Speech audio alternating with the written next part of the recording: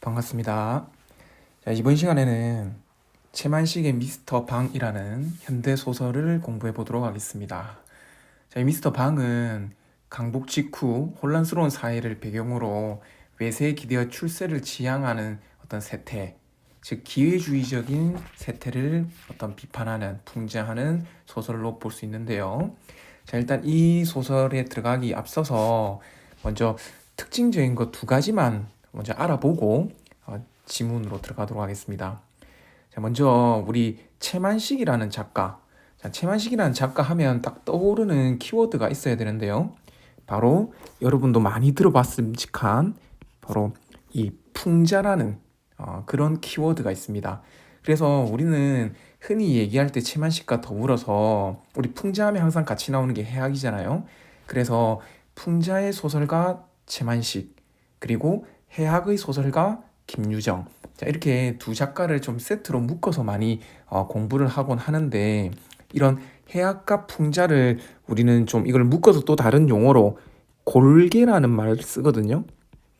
아마 공부를 조금 해본 친구들 중에는 어떤 우리 그 문학의 미적 범주라고 해서 골계미라고 좀 들어본 사람도 있을 건데, 자, 이런 골계라는 게 바로 해학과 풍자를 묶어서, 즉 해학과 풍자가 들어있는 작품을 우리는 골계미가 있다 또는 골계적인 특징을 드러낸다라고 얘기합니다. 조금 어려운 용어긴 한데, 자, 이 골계라고 해서 그 안에 우리 해학과 풍자가 있죠.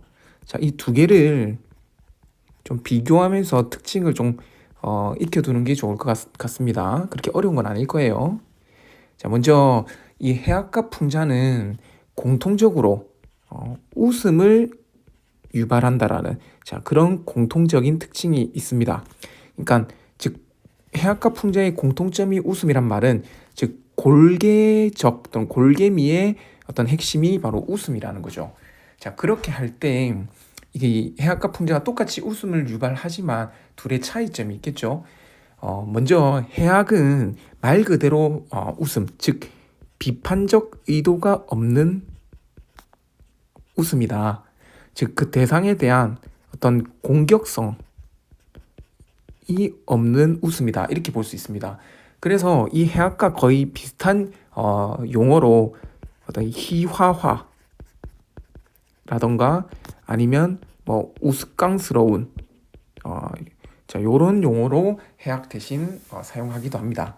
자, 반면에 풍자는 조금 다르죠. 자, 풍자는 그 대상에 대한 어떤 비판적 의도를 가진 웃음, 즉 어떤 공격성이 있는 웃음을 얘기합니다. 즉 풍자는 비꼬는 거죠. 즉 비웃는 겁니다. 비웃는 거. 자, 그런데 이렇게 해학과 풍자를 탁 이렇게 구분 짓는데, 그런데 이게 한 번씩 이게 구분이 잘 안 될 때가 있어요. 이거 왜 구분이 잘 안 되냐면, 어, 이 소설에서 작가의 의도는 풍자인데, 그 풍자, 즉 대상에 대한 비판이 되겠죠? 그 풍자를 위해서 해학의 방법으로, 즉 대상을 우스꽝스럽게 만들어서 풍자를 드러내는 경우가 많기 때문에 해학과 풍자가 동시에 사용돼서 이렇게 구분이 잘 안 되는 경우가 많습니다. 그래서 여러분들은 한 개 익혀두면 좋은 게, 일단 해학과 풍자를 나눴을 때 해학은 대상에 대한 어떤 비판과 공격적 의도가 없는 웃음을 우리는 해학이라고 하고, 풍자는 그 대상을 좀 비판하고 공격하려고 하는 어떤 비웃음적인 어떤 또 다른 말로 하면 조소라고 할 수도 있겠죠.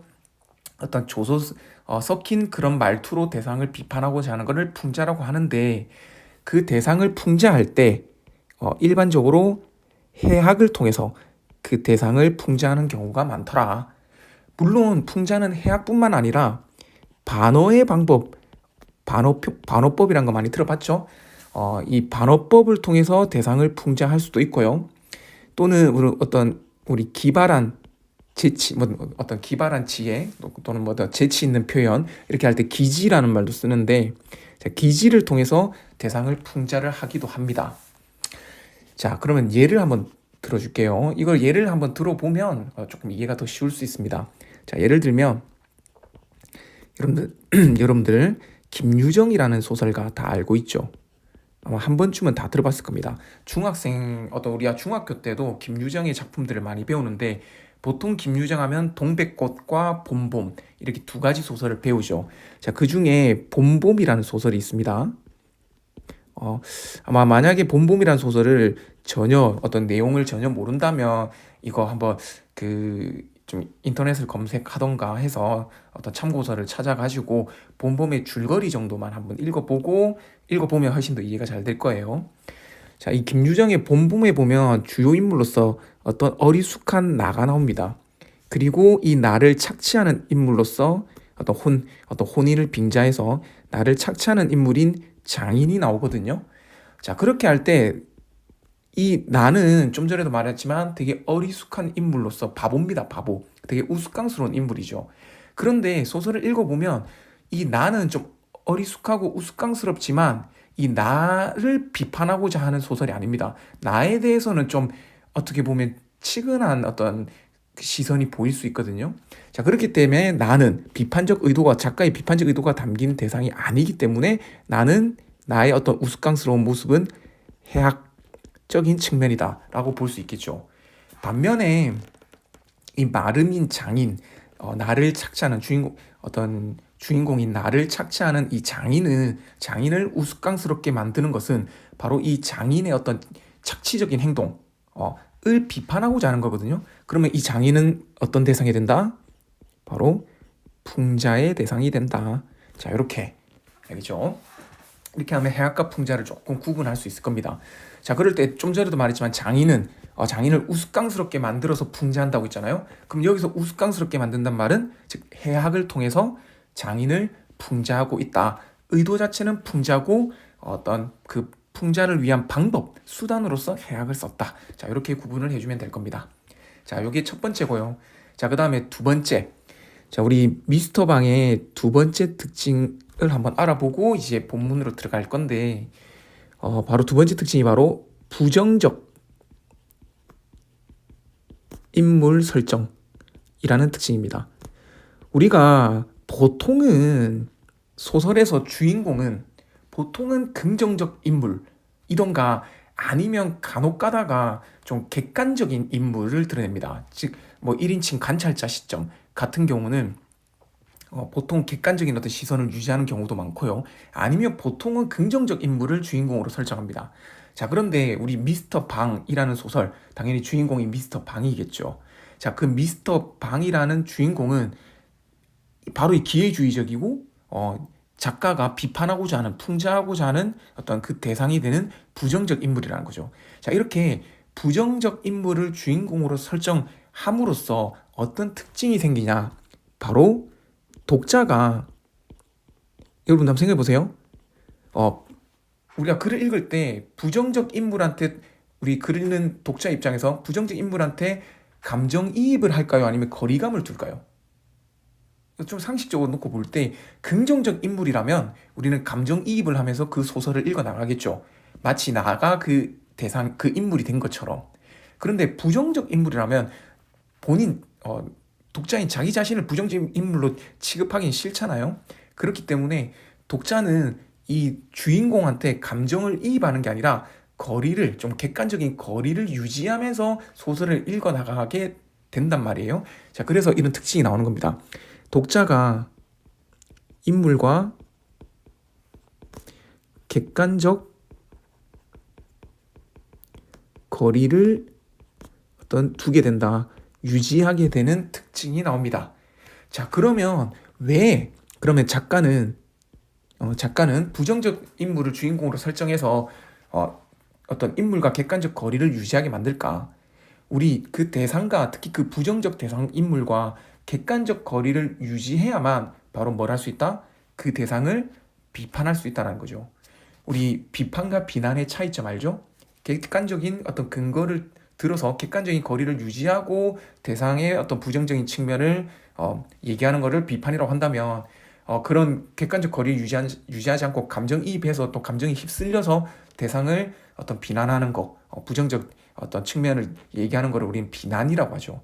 자, 그래서 어떤 이런 객관적 거리를 유지함으로써 그 인물의 부정적인 측면, 즉 인물의 허위나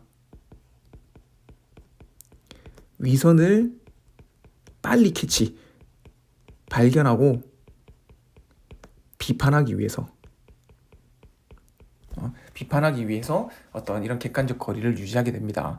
자, 그러면서 동시에 또 하나 더 특징이 나오는데, 동시에 독자 입장에서 혹시나도 이런 미스터 방과 같은 어떤 허위나 위선을 가진 어떤 기회주의적인 인물이 어떤 삶을 살았던 건 아닐까라고 해서 어떤 독자가 자신의 삶을 성찰하는, 어떤 돌아보게 되는, 반성하게 되는 기회를 제공해 준다라는 특징이 나오게 되는 겁니다. 자, 됐죠? 자, 이게 주인공을 부정적 인물로 설정한 소설의 특징이 되는데, 뭐 소설뿐만 아니라 예를 들면 이런 기법은 우리 옛날 고전 문학에도 많이 사용됐었습니다. 특히 어떤 탈춤, 봉산 탈춤 같은 거라든가 판소리 같은 소설보다는 약간 극에 가깝죠. 어떤 극에 해당되는 탈춤과 판소리의 이런 어떤 부정적 인물 설정의 기법을 많이 사용했습니다. 자, 이렇게 두 가지를 한번 살펴봤습니다. 자, 그러면 우리 미스터 방 어떤 소설을 한번 같이 공부를 해봅시다. 자, 주인과 나그네가 한 가지로 술이 거나하게 취하였다. 자, 주인은 미스터 방, 주인이 미스터 방이라고 합니다. 자, 일단 우리 이 주인공인 미스터 방, 우리 제목이 미스터 방이기 때문에 거의 웬만하면 미스터 방이 주인공이겠죠.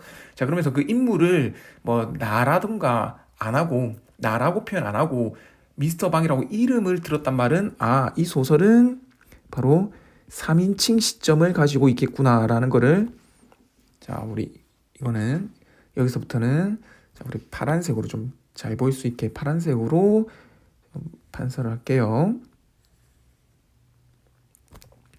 자, 3인칭 시점을 사용했음을 알 수 있습니다. 자, 그런데 이 3인칭 시점 안에는 무엇과 무엇이 있죠? 바로 전지적 작가 시점과 3인칭 관찰자 시점이 있죠. 근데 우리 아직까지는 이게 둘 중에 무엇인지 알 수 없습니다. 자, 그러면 우리가 소설을 읽으면서 어떤 시점을 사용했는지 파악을 해야 되는데, 자, 이 두 개를 구분하는 방법은 바로 뭐다? 전지적 작가 시점은 인물의 내면 심리까지 알 수 있고 드러내는 시점을 전지적 작가 시점이라 하고요. 또는 뭐 다른 말로 어떤 전지적 작가 시점 또는 오케이. 다른 말로 우리 작가 관찰자라는 말을 쌤이 혼동했는데, 우리 그 다음에 인물의 내면 심리를 드러내지 못할 때, 즉 표현하지 않을 때, 그냥 겉으로 보이는 어떤 말과 행동만을 어떤 관찰자적으로 드러낼 때, 이럴 때로 우리는 3인칭 관찰자 시점, 다른 말로 작가 관찰자 시점, 자, 이렇게 이야기를 합니다. 자, 그거는 소설을 읽어 나가면서 판단을 해보죠. 자, 나그네는 주인의, 즉 미스터 방의 고향 사람 백주사라고 합니다. 자, 주인 미스터 방은 술이 거나하여 감에 따라 그러지 않아도 이즈음 의기자못 양양한 참인데, 그러니까 기세가 되게 좋다 이 말이겠죠. 의기양양하단 말은 거기다 술까지 들어가다 보니까 되게 이제 허세가 나오겠다 이 말일 겁니다. 가뜩이나 기운이 불끈불끈 솟고 하늘이 바로 돈짝만한 것 같은 모양이었다. 자, 선생님이 여기다가 형광펜을 쭉 그을 건데,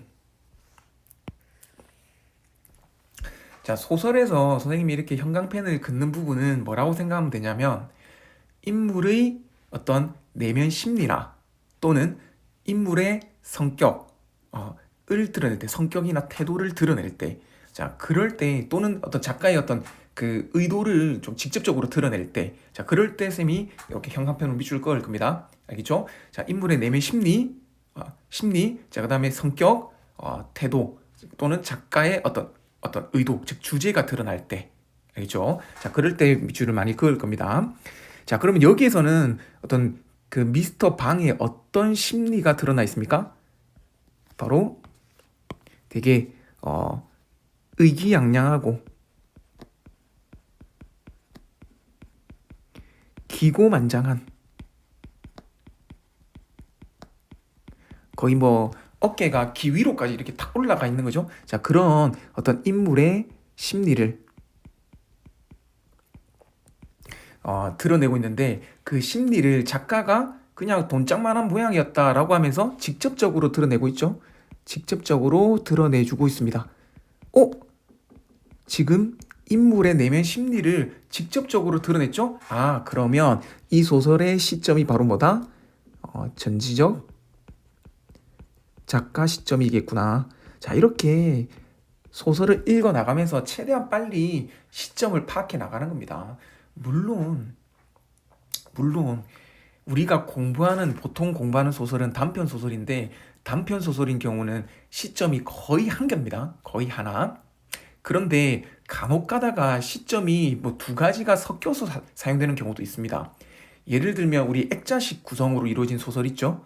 그런 소설 같은 경우는 외부 이야기와 내부 이야기의 시점을 달리한다던가, 또는 간혹 가다가 어떤 인물의 심리를 잘 드러내는 소설이 시점을 두 가지로 나눠서 어떤 부분은 전지적 작가, 어떤 부분은 3인칭 관찰자 시점, 이렇게 나눠서 시점을 어떤 구분해서 소설을 쓰기도 하거든요. 자, 그렇기 때문에 우리가 빨리 어떤 시점을 파악하는 것도 중요하고, 읽어 나가면서 시점이 혹시나 바뀌어 나가지는 않는지, 자, 그런 것들도 파악하면서 읽으면 공부하는 데 도움이 많이 될 겁니다. 자, 그다음 우리 미스터 왕이 이렇게 얘기합니다. 네, 참 뭐 흰말이 아니라 뭐 거짓말이 아니라 참 거칠 것 없어, 거칠 것. 어느 놈이 날 뭐라고 하며 날 걸시할 놈이 어딨어. 지금 이 천지에, 지금 이 시대에, 지금 요즘에 나를 괄시한 사람 아무도 없다, 어림도 없지. 자라고 얘기해주고 있는데, 그 말은 다른 말로 하면 지금 이 천지에 괄시할 놈이 없단 말은 과거에는 어땠다. 과거엔 괄시를 받았겠구나 라는 걸 한 게 알 수 있죠. 맞죠? 자, 그 다음에 이 부분에서는 우리 위에서 마찬가지로 되게 이 미스터 방의 기고만장한 또는 의기양양한 그런 인물의 심리가 이렇게 인물의 말을 통해서 드러나고 있죠. 자, 지금 이렇게 말을 통해서 드러나는 거는 우리 인물의 심리를 간접적으로 드러낸다라고 볼 수 있습니다. 자, 여기는 간접적으로. 우리 인물의 심리나 성격을 직접적으로 드러내는 것은 작가가 직접 표현해 주는 거고요. 그렇죠? 간접적으로 드러내는 것은 인물의 말과 행동 또는 외양을 통해서 드러내는 겁니다. 자, 그거는 좀 알아둬야 됩니다. 간접적 제시는 인물의 말과 행동, 외양. 자, 기억해 주세요. 자, 누가 옆에서 저를 무엇라고 하며 괄시를 한단 말인지.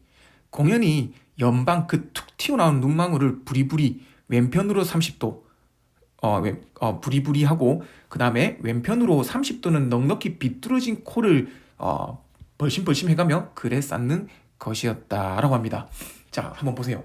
자, 지금 여기에 미스터 방의 외양이 어떤 외양 묘사, 외모 묘사가 나와 있죠. 자, 한번 밑줄 그어볼까요? 눈이 툭 튀어나왔고요. 그 다음에 코가 왼쪽으로 비뚤어졌고, 그 코를 벌심벌심 벌렁벌렁 거린다라는 겁니다. 되게 어떻나요? 멋있나요? 아니죠. 되게 우스꽝스럽게 만들어주고 있죠. 즉, 이 부분이 바로 외양을 우스꽝스럽게, 즉 희화화하고 있죠. 자, 또는 쌤이 희화화랑 같은 말이 뭐라고 했습니까? 여기 나와 있는 거 이렇게, 맞죠? 나와 있듯이 희화화랑 같은 거는 해악이죠. 즉, 그러니까 이 부분은 외양을 희화화했다 또는 외양을 해학적으로 드러냈다, 우스꽝스럽게 드러냈다 라고 할 수 있습니다. 자, 그러면 이렇게 인물의 외양을 희화화한 의도는 뭡니까? 바로 그 인물을 풍자하기 위해서, 맞죠? 풍자하기 위해서, 즉 비판적 의도를 드러내기 위해서 이렇게 희화화를 시킨 거죠. 즉, 이 부분은 이 풍자의, 즉 해학과 풍자의 기법을 통해서 작가의 뭐를 비판적 의도를 드러내고 있죠. 인물에 대해서. 그렇지? 그렇기 때문에 어떤 작가의 의도가 드러나 있기 때문에 형광펜으로 밑줄을 그은 겁니다. 자, 이러한 의도를 지금 직접적으로 드러냈습니까? 간접적으로 드러냈습니까? 앞에서 선생님이 얘기했죠.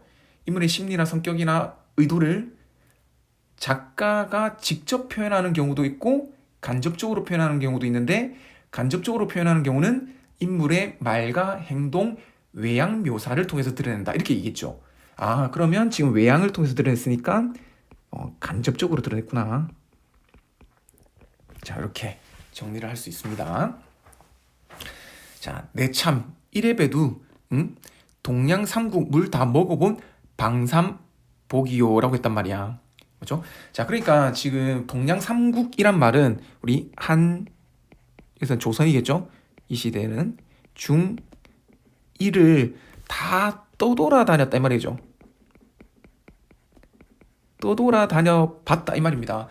이렇게 한중일을 다 떠돌아다닌 떠돌이 신세였기 때문에 방삼복, 즉 미스터 방이겠죠. 자, 이 미스터 방은 되게 가난한 처지였음을 알 수 있습니다. 맞죠? 자, 이 방삼복이 미스터 방입니다. 자, 그런데 여기서 조금 재밌는 표현이 나오죠. 우리 동양 삼국이라고 하면서 이 방삼이라고 했습니다. 그러니까 방삼이라고 했단 말은, 방삼은 방이 방향이고 삼은 세 군데니까 방삼이 바로 한중일이 되겠죠. 그렇지? 그러니까 요게 이름에서 요렇게 인물의 어떤 한중일을 동양 삼국을 떠돌아다녔던 이런 가난한 처지를 드러내주고 있는 거죠. 인물의 이름을 통해서. 좀 되게 재밌는 표현이죠. 자, 그러면서 이렇게 말합니다. 청얼 못해. 청어는 청나라 말. 그 다음에 일얼 못해. 일본어를 말하죠. 영어야 뭐 말할 것도 없구라고 합니다. 자, 여기에 형광펜으로 한번 밑줄을 그어 보겠습니다. 자, 이렇게 밑줄을 그어 놓고 보면 우리가 알 수 있는 거. 자, 이 미스터 방은 몇 개 국어? 맞죠? 4개 국어를 합니다. 대단하죠. 그러니까 여러분도 한번 생각해 보세요. 4개 국어를 요즘 시대에 4개 국어를 할 수 있는 사람은 상당히 지식인, 우리 흔히 말해 인텔리라고 얘기하죠. 근데 이렇게 가난한 처지임에도 불구하고 미스터 방은 4개 국어를 익혔다는 겁니다. 즉 처지는 가난하지만 머리 자체는 똑똑하다는 걸 알 수 있죠. 자, 이런 똑똑한 머리를 가지고 어떤 나라를 위해서 일한다던가, 아니 또는 주변 사람들을 위해서 일하는 게 아니라 자기 자신의 어떤 그 영달을 위해서 이런 똑똑한 머리를 사용했습니다. 그렇기 때문에 이게 나중에 뭐랑 연결된다. 지금 이 부분에서 연결되는 게 아니고요. 나중에 이 방삼복의 바로 이 기회주의적인 어떤 성격으로 연결이 될 겁니다. 알겠죠? 자, 됐죠? 자, 그러면 계속 한번 읽어볼까요? 자, 하다가 생각난 듯이 맥주컵을 들어 벌컥벌컥 단숨에 다 마신다. 그리고는 시꺼먼 손등으로 입술을 손가락으로 김치 쪽을 늘름 한 점. 그러던 버릇이. 그러니까 이게 다 옛날에 언제적 가난한 어떤 하층민으로서 가난한 하층민의 특징, 어떤 의 삶의 특징을 드러내고 있죠. 자, 그거는 전혀 변하지 않았습니다. 자, 그러던 버릇이 미스터 방이요, 신사요, 방선생으로 불리워지는 시방도, 무심중에 절로 나와. 그냥 한마디로 겉에 있는 모습은 경제적인라든가 이런 자신의 어떤 정치적인 지위, 이런 것들은 바뀌더라도 본질은 바뀌지 않는 거죠. 자, 이러한 모습, 이런 버릇이 어떤 미스터 방 또는 신사, 방선생이라고 불려지는 이런 이름과 대비를 이루고 있습니다. 이러면서 뭐 이런 것도 다 나름 어떤 그 미스터 방을 어떤 풍자하기 위한 어떤 하나의 장치라고 봐도 이건 무방할 것 같아요. 자, 그렇게 절로 나와 손등으로 입술에 맥주 거품을 쓱 씻고 손가락으로 라조기 한 점을 집어다가 으득으득 씹는다라고 합니다. 그러니까 뭐 여기서, 자, 여기까지. 지금 너무 길어서 선생님이 형광펜으로 밑줄을 긋기가 좀 그런데 이렇게 밑줄을 묶어버리고, 또는 뭐 이렇게 이 부분에다가 형광펜으로 밑줄 그어서 자, 지금 뭐 하고 있습니까? 이 방산복의 행동을 되게 우스꽝스럽게 만들어주고 있죠. 자, 희화화하고 있죠. 그죠? 자, 역시 이 희화화를 통해서 우리 앞에 외양 묘사랑 똑같습니다. 그 방산복의 미스터 방을 풍자하는 거고, 이렇게 풍자를 통해서 작가의 인물에 대한 비판적 의도를 드러내고 있죠. 자, 그리고 이런 비판적 의도는 직접적으로, 간접적으로, 그죠? 인물의 행동이니까 간접적으로 드러내고 있는 겁니다. 자, 술은 참 맥주가 수립낸다. 그러니까 우리 전통주의 뭐 막걸리라든가 이런 게 아니고 이 맥주, 우리 이 맥주가 의미하는 바는 맥주 의미한 바는 어떤 미국이 되겠죠. 왜냐, 지금 이 방산복이 지금 현재 이 소설의 요 부분은 이 미 군정에서 방산복이 미국의 어떤 미국 장교한테 잘 보여가지고 출세를 하고 있는 장면이거든요. 그렇기 때문에 어떤 이 맥주가 바로 우리 조선의 어떤 그의 중심, 조선을 이렇게 지배하고 있었던 어떤 미군정 시대와 연결이 되는 어떤 소재다라고 볼 수 있을 겁니다. 자, 일단 여기까지가 우리 두산동화 어떤 교과서 첫 페이지거든요. 일단 시간이 좀 너무 길어졌기 때문에 여기서 먼저 끊고 그리고 다음 시간에 이어서 나머지 부분을 공부해 보도록 하겠습니다. 자, 일단 우리 여기까지 우리 미스터 방이었던 첫 번째 부분, 어떤 발단 부분을 조금 봤는데, 물론 발단 다 끝난 건 아닙니다. 자, 여러분들 앞에 우리 이 작품 보기 전에 선생님이랑 살펴봤던 이 골개미와 어떤 부정적 인물 설정에 대한 특징, 자, 이런 것들 한 번 더 복습을 좀 해주고, 자, 그리고 선생님이 밑줄을 긋는 부분 있죠? 인물의 심리나 성격이나 태도나 작가의 의도를 드러내는 어떤 그런 표현들에 밑줄을 긋는다라는 거, 자, 그런 것들 한 번만 더 상기를 시켜주고 우리 다음 시간에 선생님이랑 그 다음 부분들 이어서 공부하도록 하겠습니다. 자, 다들 고생했습니다.